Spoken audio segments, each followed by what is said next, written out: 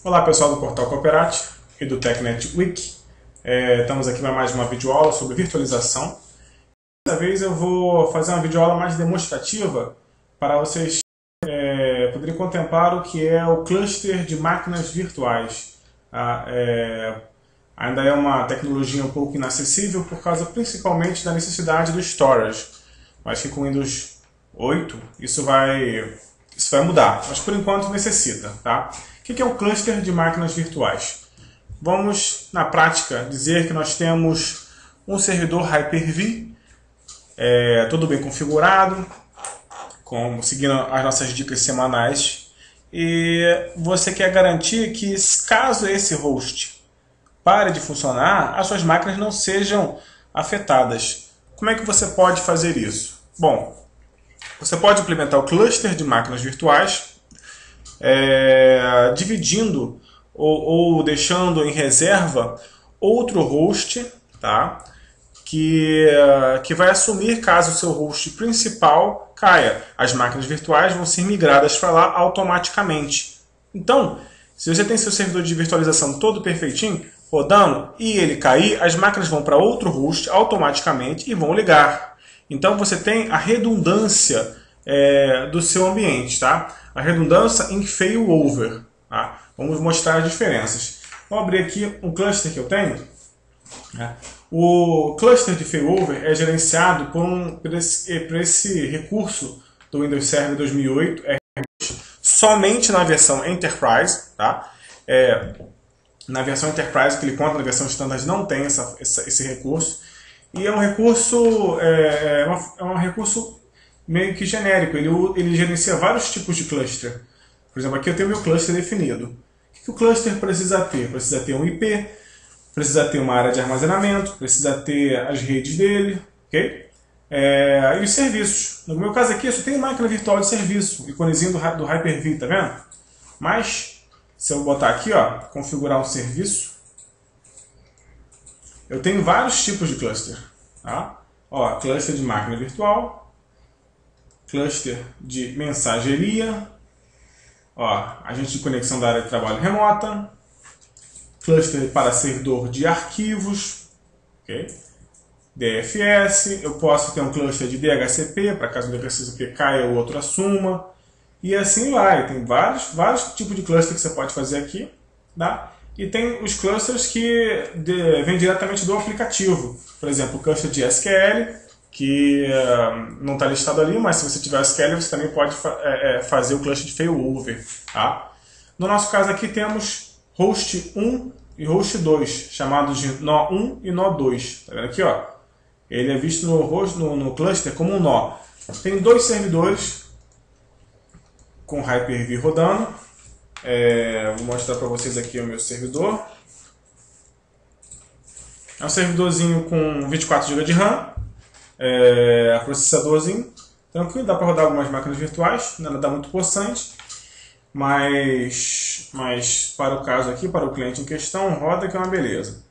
Só que o cliente, por mais que ele tenha baixo uso, ele tem só um Xeon, tá vendo? 2.13.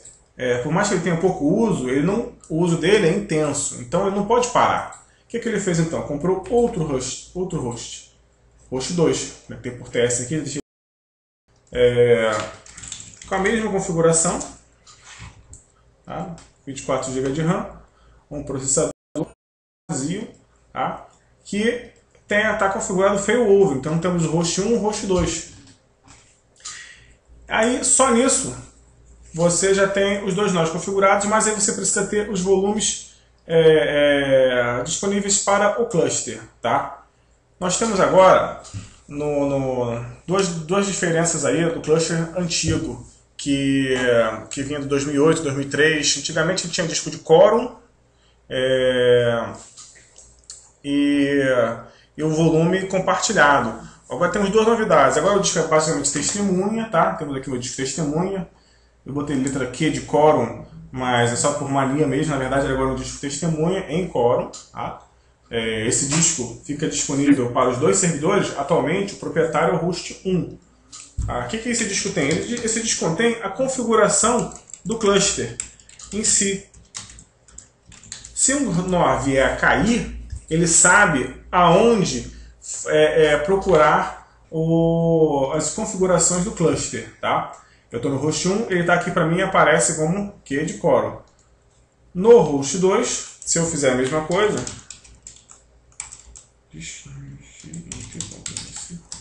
ele vai aparecer para mim, ó, tá vendo? Como reservado, ó, está reservado, tá? Porque ele está disponível no host 1, tá? Que é o atual proprietário dele. O cluster se comunica através de interface de Heartbeat, tá? Tá vendo aqui? Essa interface aqui está habilitada para o uso do cluster. Então, através dessa interface, e através dessa subrede, ele sabe o IP do host 1, do host 2, e ele fica verificando se um está vivo. Quando ele detecta que o outro nó morreu, ele vai no disco testemunha e verifica quais serviços que estavam rodando naquele nó. Automaticamente ele pega a propriedade para si e joga os serviços para ele. Entendeu? E de acordo com a configuração, vou pegar aqui uma configuração de uma máquina. De acordo com a configuração, você pode definir qual servidor preferencialmente a máquina vai estar configurada, se é sempre para iniciar a máquina. E o failover. Você faz a contagem de falhas, máximo de período de falhas no período especificado, por exemplo, e eu posso botar o failback. Failback a máquina estava rodando no host 1, parou. Poxa, mas eu quero que ela sempre volte no host 1 assim que ele ligar. Ok. Você configura aqui, ainda configura o horário que você quer que ela volte. Entendeu? Você configura o failback, configura também o host preferencial. Então, vai em acerto com aquela aula que a gente teve algumas semanas atrás sobre a máquina, religamento automático de máquinas, sobre configuração de memória também, porque no ambiente crítico, quando você quer algo que volte para o servidor para ter maior desempenho de RAM, ou então para que assim que o servidor ligar esteja bem dividida a carga, você configura essas configurações aqui para que você tenha certeza que o ambiente vai estar rodando da melhor maneira possível. No ambiente crítico, que deu problema, está em emergência, está em alerta, obviamente vai juntar tudo, vai ficar um bolo só, mas eu quero que automaticamente, quando o meu ambiente volte certinho, as máquinas virtuais migrem de volta. Então, essa é a configuração de failback, tá? Máquina virtual. Aqui na máquina virtual, eu posso ver várias configurações dela, eu posso ver onde ela está rodando, qual volume ela está usando. E mais uma novidade aqui, na parte de armazenamento, além do disco testemunha, a gente tem um disco compartilhado do cluster. A gente está usando aqui o CSV, é um volume compartilhado no cluster. Como é que é isso? Vamos lá. Eu tenho aqui o disco dados 3.7 tera, tá? Ele está sem letra, estão vendo? Isso no host 1. Vamos para o host 2. Ele está reservado. Ok. Como é que eu acesso esse disco no CSV? Estou dizendo aqui que tem 3 teras, e tem máquina virtual que eu já cliquei aqui, vocês viram que ela está usando esse volume, ó, de 3.6 tera, tá vendo lá? Ele está usando esse volume. Onde é que está esse volume? Como é que ele aparece para você? Quando você configura o CSV, ele fica em C2 pontos, Cluster Storage, tá vendo? Se eu clico aqui, eu vejo o volume 1. Vamos lá para o host 2.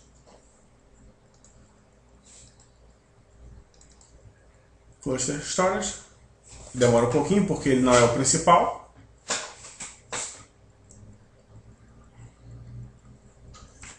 Mas vai exibir para mim o volume. Lá o volume 1. As duas máquinas enxergam o mesmo volume, tá? Ao mesmo tempo, o mesmo disco.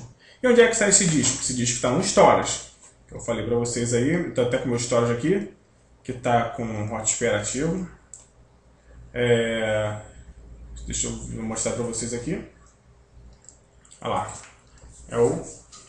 É o Logical Drive Data, que está com 3.6 tera, tá? E eu tenho meu Coro aqui, que é o meu testemunho na verdade. E está meu data aqui. Esse data está entregue para as duas máquinas através de fibra ótica. Esse é meu storage da IBM. E ele entrega através de fibra ótica e conectado nas duas máquinas. E quem faz a gestão para esses discos estarem disponíveis para as duas máquinas ao mesmo tempo é o gerenciador de cluster de failover do Windows 2008 R2, tá? SP1. Sempre quando você for fazer um projeto desse tamanho, desse porte, você usa sempre as últimas versões do Windows que você tem recursos novos, memória dinâmica, Remote FX. O Windows 2008 R2 já tinha a parte do CSV, tá? Mas memória dinâmica só no SP1. Então eu recomendo sempre que você use a última versão. Se você for fazer um projeto desse tipo, sempre tente contar com as últimas tecnologias, porque é uma coisa de ponta realmente. Não vai ser bom você ler sobre algum recurso e ver que você não tem, porque você não tem um R2, porque você não tem um SP1, tá? Volume compartilhado do cluster. Esse CSV, que é o volume compartilhado no cluster em português, permite uma coisa bem interessante. Vamos pegar um servidor aqui. Eu tenho uma máquina rodando no server 1. Deixa eu pegar aqui. File server. Vou conectar o file server. A gestão do cluster de failover pode ser feita pelo System Center, ou pelo próprio failover, ou pelos próprios Hyper-V das máquinas, tá? Eu tenho o file server aqui, que está no meu host 1, tá vendo? No meu host 2 tem duas máquinas virtuais. No host 1 está o file server. Beleza. Vou logar aqui no file server.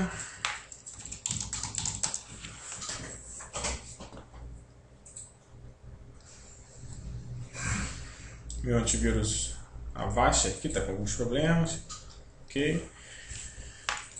Vou verificar qual é o IP dele. 0.225. Ok. Vou vir aqui.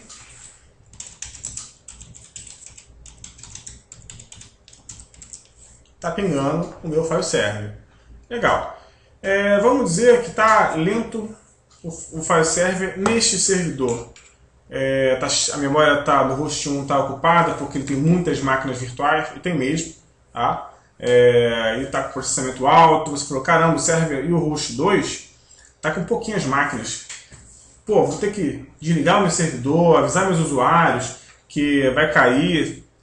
Vou poder fazer essa manutenção só de noite, só de madrugada. Não. Eu vou simplesmente fazer o famoso Live Migration, migração ao vivo. Olha, eu vou clicar aqui. Vou acompanhar com o ping.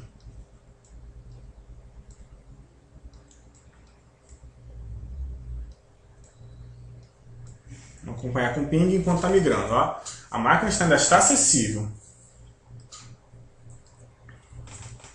Você vai ver que com o ping a resposta, a percepção é quase neutra. Com a parte de arquivos, olha, e voltou. Que maravilha. Opa, vou clicar aqui de novo nele. A migração ao vivo não se quer, deixa eu dar um Ctrl C aqui para a gente ver, se quer perder um pacote esgotado no tempo limite do pedido. E esse pacote nem sequer foi perdido, tá? Isso aqui é questão de switch, questão de barramento de rede, que ele mesmo se perdeu. Para um Word, para um Excel, para um SQL que tem tratamento de erro, para um browser, não vai perceber, vai ser transparente, tá? Eu chegar aqui agora, no meu host 2, está lá o meu file server, rodando da mesma tela que eu tinha deixado ele antes. Exatamente. Ou seja, ele mudou fisicamente de máquina. E sem perceber, sem causar impacto real para o meu ambiente. Tá? Isso é o Live Migration, uma função relativamente nova aí, mas se você tiver o volume em CSV, você tem essa possibilidade. Tá? Então era isso que eu queria demonstrar para vocês, o cluster de failover, tá? Que é muito interessante, fácil de gerenciar. O problema, por enquanto, é o custo do storage para a pequena e média empresa. Tá? A empresa um pouquinho maior não tem problema com esse custo. Tá? Mas a pequena e média empresa ainda tem um certo problema. Porém, pessoal, você pode comprar qualquer storage que seja compatível com Hyper-V. Eu fiz um webcast uma vez, tem lá esse webcast gravado no Cooperate, que eu comprei um storagezinho de R$1.000, R$1.800 para falar a verdade, tá, com os discos da Iomega, pequenininho, tá? Um caixotinho assim de 4 TB, que funcionou perfeitamente com Hyper-V jogando as máquinas virtuais. Ele tinha conexão a SCSI, não era Fiber Channel, mas era a SCSI, e era mais do que o suficiente para ele. Tá? Esse aqui, no caso, tá conectado por Fiber Channel. É uma placa HBA conectada no storage, no cada servidor, mas existe o protocolo iSCSI, que é muito comum, que também funciona perfeitamente, né? E é mais barato. Então, verifica se você consegue um modelinho desse da Iomega. Vou botar aqui na tela para vocês, porque não é tão caro quanto parece. Uma pequena e média empresa consegue comprar e você vai ter teu clusterzinho configurado, que é muito importante você dividir o processamento e a alocação de memória do armazenamento, e é isso que o storage está fazendo. Eu usei esse aqui, X4. Eu usei acho que 400D. Deixa eu ver, vou botar a imagem dele aqui. Lá, esse aqui mesmo. Pequenininho, tem um 200D, o 400D é o mais novo. Ele tem o selinho dele dizendo que é compatível com VMware, com Microsoft Hyper-V, e funciona que é uma maravilha, pequenininho, você já resolve o teu problema. Tá? Também tem Black Armor, da Seagate, tem várias pecinhas dessas, tá? E aqui a traseira dele é interessante, tem 2 plaquinhas de rede, ó. Você ainda pode ligar e fazer um balanceamento, failover da plaquinha de rede dele também. Muito interessante, tá? Procure me ver. Espero que tenham gostado dessa demonstração. Até a próxima, pessoal.